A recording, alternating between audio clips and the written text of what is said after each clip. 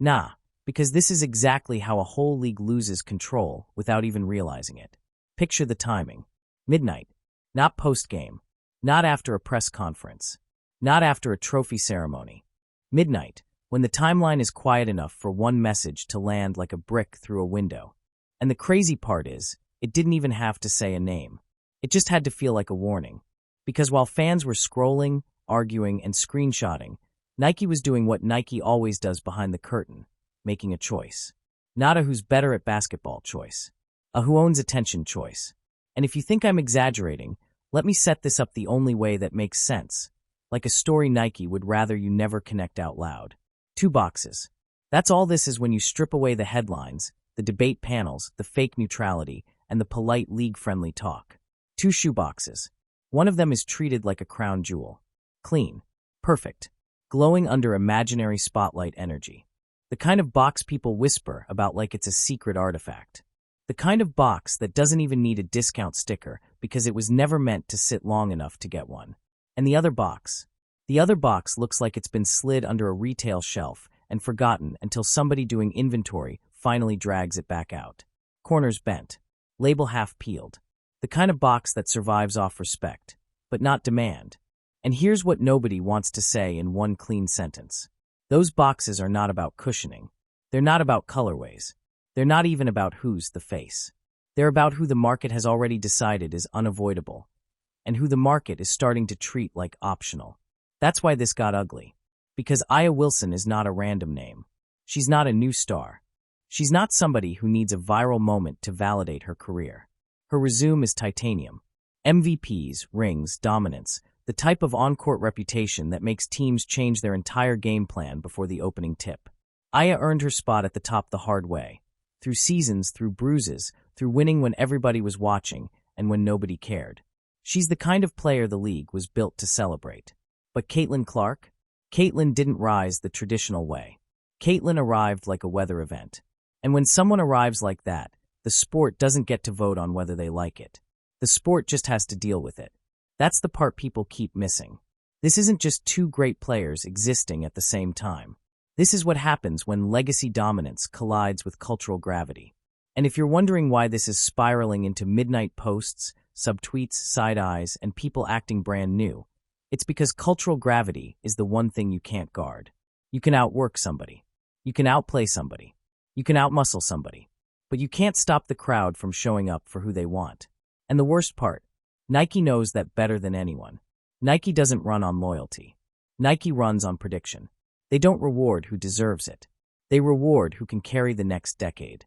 They reward who can move product in a way that ripples outside the sport.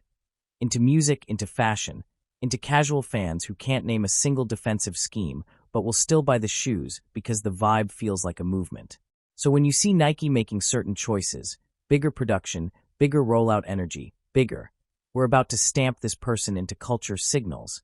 Don't take it personally like it's about feelings. It's business. Cold business. And that's exactly why the midnight energy makes sense. Because imagine being Aya. Imagine spending years being the standard. Not one of the best. The standard. The person who gets pointed at when somebody asks what greatness looks like in the W. The person who should have the easiest path to being the permanent face of a brand. Because she did the one thing brands pretend to care about most. She won. Then imagine opening your phone and watching the conversation shift. Slowly at first, then all at once, until you can't even scroll without seeing Caitlin's name tied to something bigger than basketball. Not nice game. Not great stats. I mean culture. The kind of culture that pulls NBA players into the same orbit. The kind of culture where a shoe becomes a flex, not just equipment. The kind of culture where one photo can create a line before a product even drops. That mess with your head. It would mess with anybody's head. And that's where this story actually starts. Not with some fake rivalry the media wants to sell, but with a fundamental truth. In 2026 era sports, being the best player is not the same as being the most powerful. Aya can be the best player on earth and still lose the shoe war if the crowd decides somebody else is the moment. That's not fair, but it's real. Now here's the part that makes people uncomfortable, so they talk around it instead of through it. Nike has a type. Nike loves the myth. Nike loves the story they can retell forever. They don't just want an athlete. They want a narrative that can be replayed in commercials, reposted by celebrities, turned into a phrase, turned into a trend, turned into something a kid in another country can feel without knowing the WNBA standings. And Caitlin Clark, whether you love her, hate her, or pretend you don't care, fits that perfectly. Because the Caitlin story isn't she's talented. It's she's inevitable. It's she pulls from places nobody pulls from. It's she shoots like the game is a joke, and the rim is being bullied. It's she walks into a building, and the building changes. And once that becomes the story, the shoe becomes more than a shoe. It becomes the proof that you were there when the shift happened. That's why the box matters. That's why the label matters. That's why CC1 sounds like more than a model name. It sounds like a stamp, like Nike quietly saying, "Yeah, this is the one." And that's the exact kind of message that makes an established legend look around and go, wait, so what am I? Because if the brand is treating one athlete like the future of the entire pipeline and treating another like a checked-off obligation, that's not just insulting. That's destabilizing. It changes locker rooms. It changes how players talk to each other. It changes how teammates look at each other. It changes how the league is marketed, whether the league likes it or not. And it creates the kind of pressure that leaks out at midnight. Here's the thing. Nobody wants to admit this, but women's basketball is now living in two worlds at the same time. There's the world the WNBA has tried to build for decades, a team-first world, a collective world, a no one is bigger than the league world. And then there's the world we actually live in now, a world where stars are the business, where the biggest draw changes the money, changes the sponsors, changes the broadcasts, changes the conversation. And Caitlin is the sharpest example of that shift, because she didn't just bring fans. She brought a new kind of fan. Fans who don't care about being approved by the old guard. Fans who don't care about paying dues narratives. Fans who don't care about respect the hierarchy. They care about the show. They care about the moment. They care about the shot that makes you yell at your TV like you just saw something illegal. And Nike follows those fans. Because those fans buy. So when you see a situation where Aya has the resume, but Caitlin has the gravity, you're not watching a simple debate about who's better. You're watching a shift in the ecosystem.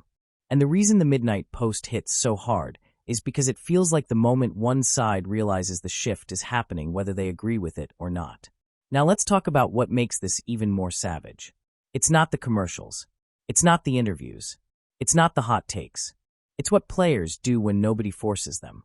Because there's a rule in sneaker culture that's way more honest than sports media. If the players wear it, it's real.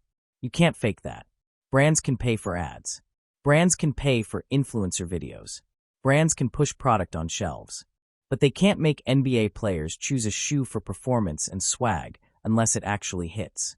And once the league's biggest stars start lacing something up consistently, it stops being marketing. It becomes a vote. A silent vote. A vote that says this matters. And the reason that matters in this story is because it's the one thing even an MVP can't argue with. Because you can debate stats all day, but you can't debate the world choosing a symbol. That's why a single screenshot can do more damage than an entire season of debate shows. That's why 42 versus 1 becomes a meme and then becomes an accusation. Not an accusation about talent, an accusation about relevance. And relevance is the one thing athletes can't control once the crowd decides to move on. So when you see tension rising, when you feel the air change around legacy versus new era, it's not because someone suddenly became insecure for no reason. It's because the market is loud, and the market is rude. The market doesn't politely thank you for what you did.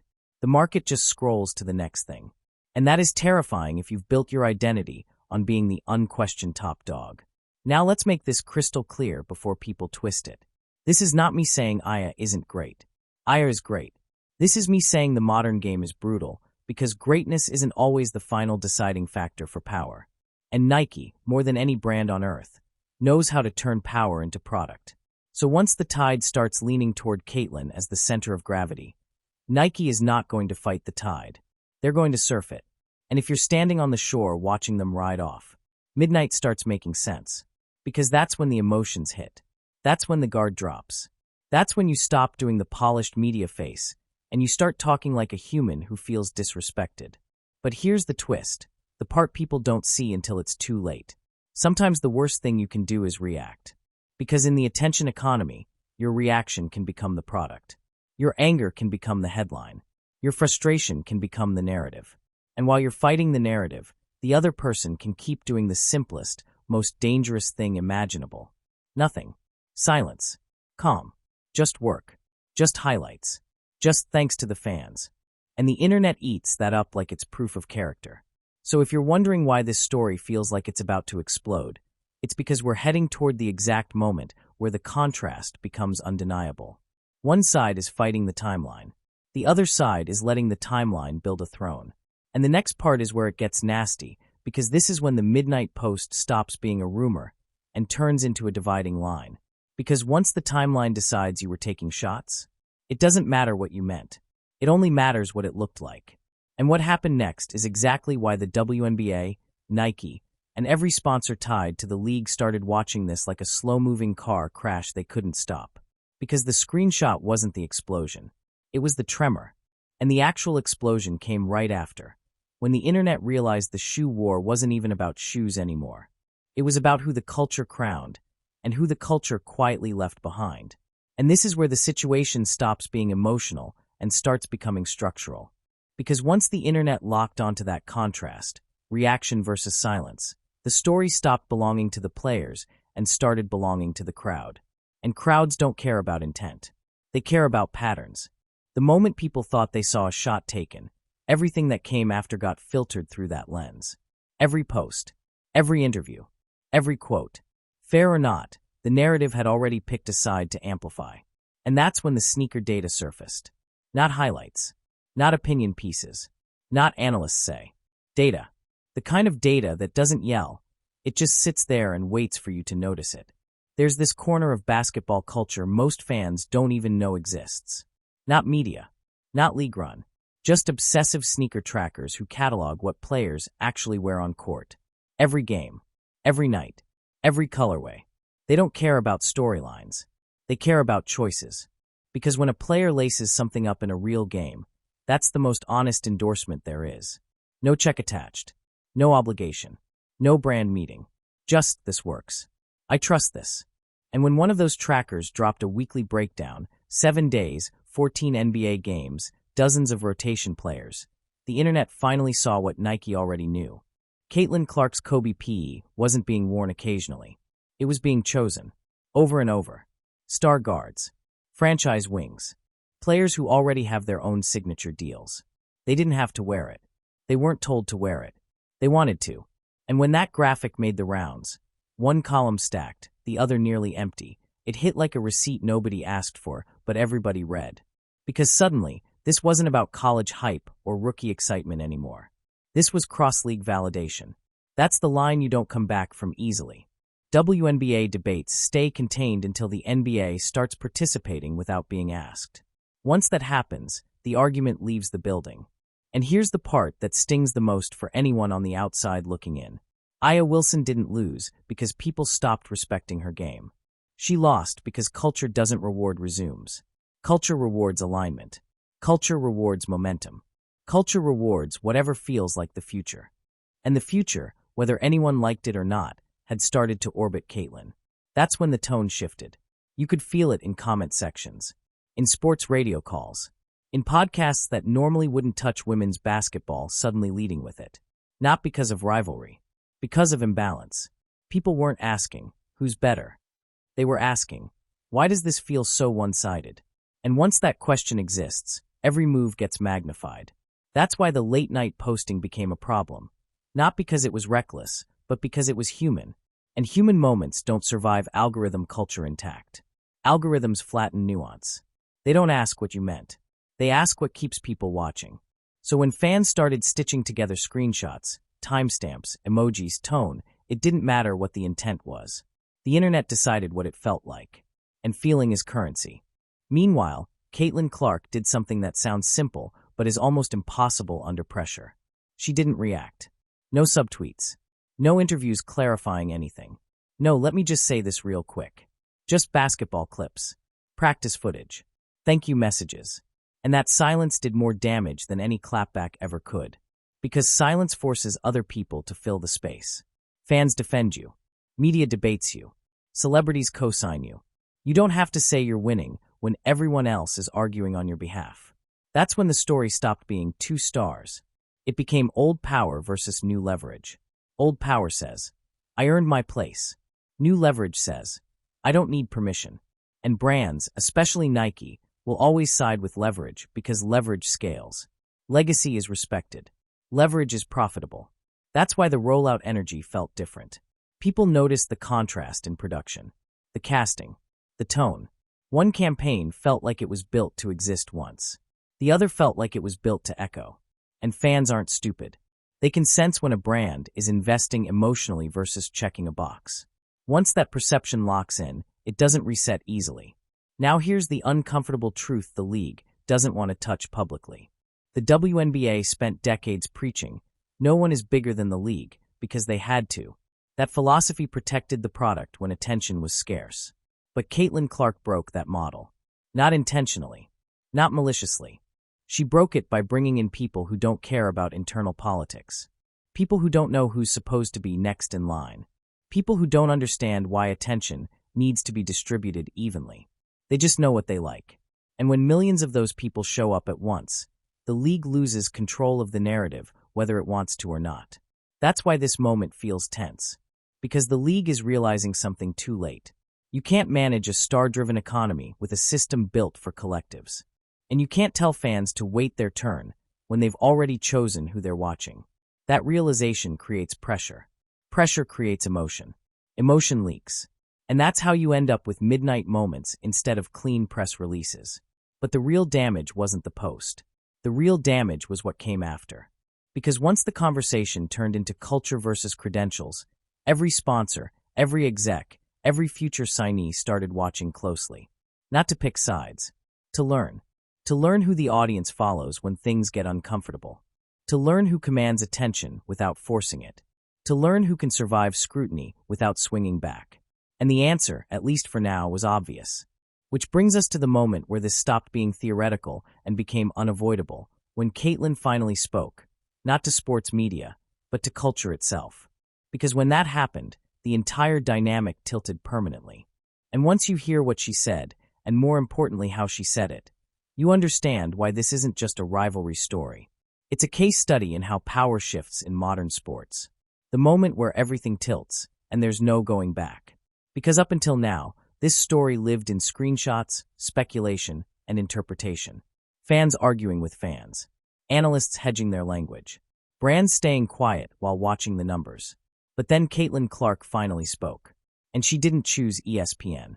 She didn't choose a league-friendly sit-down. She didn't choose a place where questions get pre-approved and edges get sanded down. She chose culture. That choice alone told you everything. Because when an athlete bypasses traditional sports media and speaks directly into a space that lives outside league control, that's not accidental. That's awareness. That's understanding where power actually lives now. And the second she sat down, you could feel it. This wasn't defensive. This wasn't reactive. This wasn't someone trying to clear their name. This was someone completely comfortable with where they stood. No rush. No edge. No, let me explain. Just calm. And calm is terrifying when everyone else is spiraling. She didn't open with drama. She didn't reference anyone else. She didn't even acknowledge the noise. She talked about process. About work. About how long things take when you actually care. That's when the audience realized something important. She wasn't responding to the moment. She had already moved past it. And that's when the contrast became brutal. Because while one side had been fighting perception, Caitlin had been building substance. While the conversation was loud, she was talking about details, fit, feel, repetition, mistakes, iteration. The stuff that doesn't trend, but lasts. She talked about testing, about wearing things until they broke, about sending notes back, about being annoying on purpose because she didn't want her name attached to something lazy. And you could hear it in the way people reacted in real time. This wasn't hype anymore. This wasn't rookie buzz. This was respect. When athletes from other sports lean in, stop joking, and start asking real questions, that's a tell. That's the moment when curiosity turns into validation. And here's the quiet part that hit brands like a brick. She didn't frame herself as lucky. She framed herself as intentional. That changes everything. Because there's a big difference between an athlete who benefits from momentum and an athlete who knows exactly how to sustain it. And that's when the conversation flipped from, is she being pushed, to, how far is this actually going? Because suddenly, the shoe wasn't just a product. It was proof of competence. And once competence is established, backlash loses its teeth. You can't dismiss someone as manufactured when they can explain the work in detail without trying to impress you. You can't paint someone as fragile when they don't even acknowledge the fight. You can't position someone as temporary when they're clearly planning long-term. That's why the silence earlier mattered. It set this moment up. Because if Caitlyn had reacted emotionally earlier, this interview would have felt like damage control. Instead, it felt like confirmation. And confirmation is deadly in a debate economy. Because debates need uncertainty to survive. Once people feel like they see it clearly, they stop arguing and start choosing. And that's exactly what happened next. The internet didn't explode with outrage. It exploded with alignment. People didn't argue about what she said. They repeated it, clipped it, quoted it, turned it into captions. That's when Nike's decision became obvious to everyone else. Because brands don't chase chaos. They chase clarity. And Caitlyn, whether intentionally or instinctively, offered clarity at the exact moment everyone else looked shaky. Now zoom out. This isn't about one interview. This is about what happens when an athlete understands the modern game better than the institutions around her. The league wants balance. The brand wants impact. The audience wants authenticity. Those three things rarely line up. But when they do, whoever sits at that intersection becomes untouchable. And that's why this moment rattled people who weren't even involved. Veterans watching quietly. Executives recalculating. Sponsors taking notes. Because if Caitlyn can command this level of attention without attacking anyone, without taking shots, without framing herself as a victim, then what happens when she actually decides to push? That's the question nobody wants to answer yet. Because this wasn't a victory lap. It was a warning. A quiet one. The kind that doesn't trend until it's already too late. And the scariest part? She didn't say anything revolutionary. She just showed competence under pressure. In today's environment, that's rare. And once people see it, they don't unsee it. Which brings us to the final shift. The one that takes this out of player drama territory and turns it into a blueprint for how the next generation of stars will move. Because from this point forward, the lesson is clear. You don't win by being louder. You don't win by reacting. You don't win by fighting the timeline. You win by letting the timeline work for you. And that realization is exactly why the league, the brands, and the audience are no longer talking about if Caitlyn Clark is the future.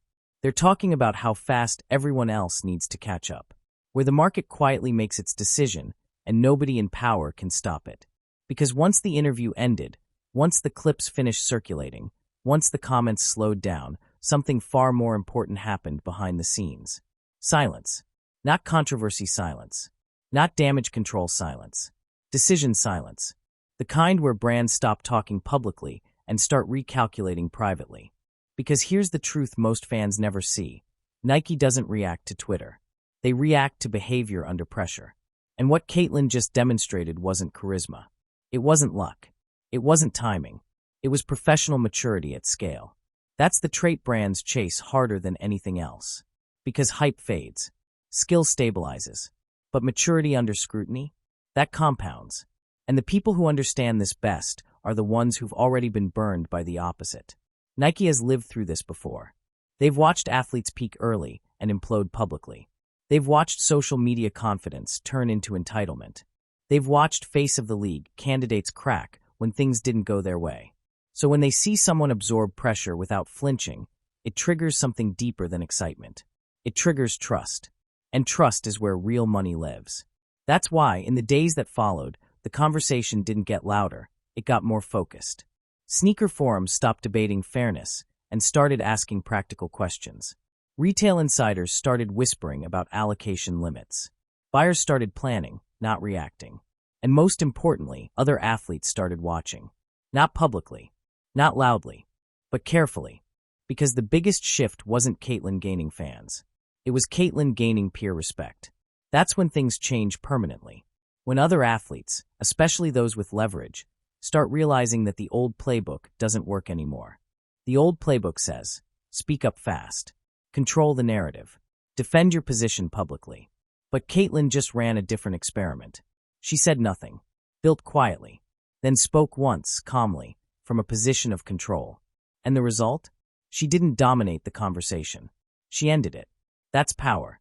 And power makes people uncomfortable, especially institutions built on hierarchy. Because now the comparison isn't talent versus talent. It's approach versus approach. One side is emotional, reactive, constantly explaining. The other is composed, patient, and selective. And audiences, whether they realize it or not, always migrate toward the latter. Not because it's right, but because it feels stable. That's why this moment didn't just affect one rivalry. It rewired expectations. Suddenly, fans started asking different questions. Why don't more players talk about process instead of perception? Why does so much energy go into fighting narratives instead of building value? Why does confidence so often sound like defensiveness? Those questions didn't start as attacks. They started as curiosity. And curiosity is dangerous for anyone trying to preserve the old order. Because once people start questioning how things are done, not just who is winning, the ground shifts. This is where leagues get nervous. Because leagues thrive on predictability. They want stars, but controlled ones. They want attention, but managed. They want individuality, but within approved lanes. What Caitlyn just showed is that you can step outside those lanes without burning bridges. If you're disciplined enough. That's a blueprint. And once one person proves it works, others follow. Not loudly. Not immediately. But eventually. This is how power transitions actually happen in sports. Not through rebellion. Not through confrontation. Through relevance that no longer needs permission. And that's why this moment didn't feel explosive. It felt inevitable. Because the market doesn't care about legacy arguments. It doesn't care about resumes. It doesn't care about who deserves what. It cares about what connects, what lasts, and what scales. And Caitlyn Clark, intentionally or not, just proved she understands all three. Which leads to the most uncomfortable realization for everyone watching. This wasn't a peak. It was a baseline. And once a baseline is established, the only question left is how high the ceiling actually is. Where the ripple effects start spreading, and the story stops being about one player versus another. Because once the audience locks in trust, the ecosystem reacts whether it wants to or not. And this is the part nobody prepares for. After the market settles, after the clips finish circulating, after the arguments burn out, there's a quiet recalibration that happens across the entire sport. You don't see it on TV. You don't hear it in press conferences. But you feel it in decisions that suddenly start going a different direction.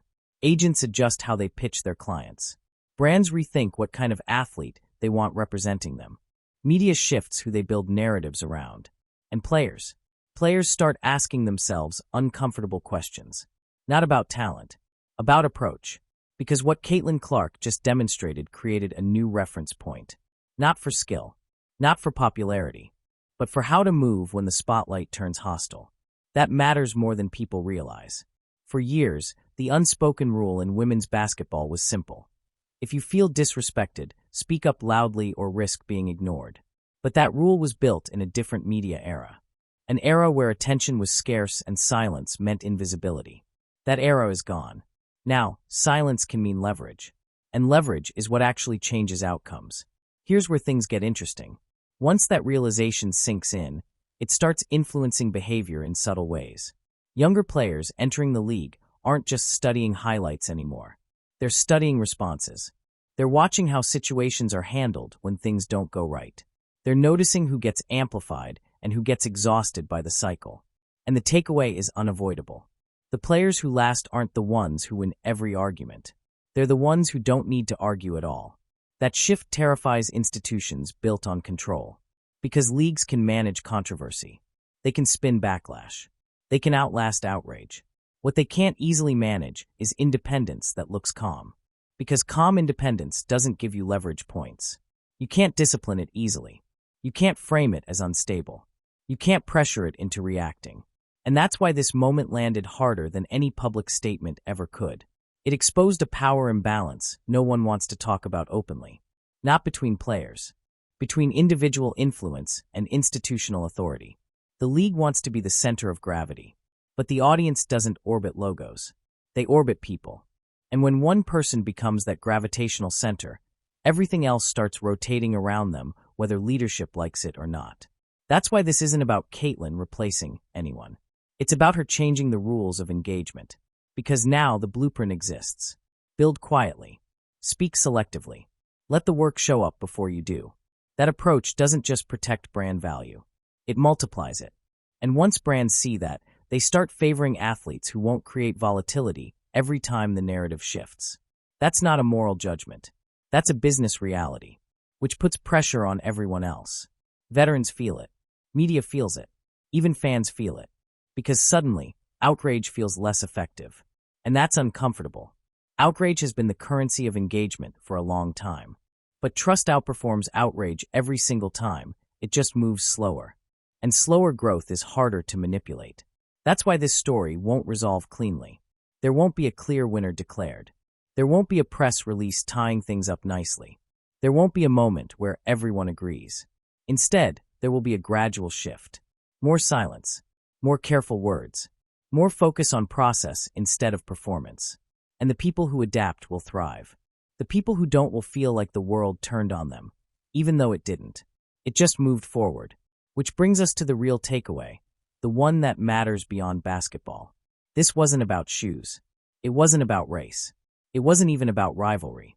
It was about what happens when preparation meets restraint. Because in a culture addicted to reaction, restraint looks like confidence. And confidence, real confidence, always wins eventually. That's the lesson the audience absorbed, whether they realized it or not. And once an audience learns that lesson, they don't unlearn it. They start demanding it. From players. From brands. From the league itself. And that demand is what will shape the next era of women's basketball. Not noise. Not drama. But control. And once control shifts, everything else follows. That's where this story is headed next, and why the final part matters more than all the rest. Because this isn't the end of a rivalry. It's the beginning of a new hierarchy. The quiet hierarchy nobody voted for, but everyone is already following. Because once the dust settles, once emotions cool, once the timeline scrolls forward, something invisible but permanent locks into place.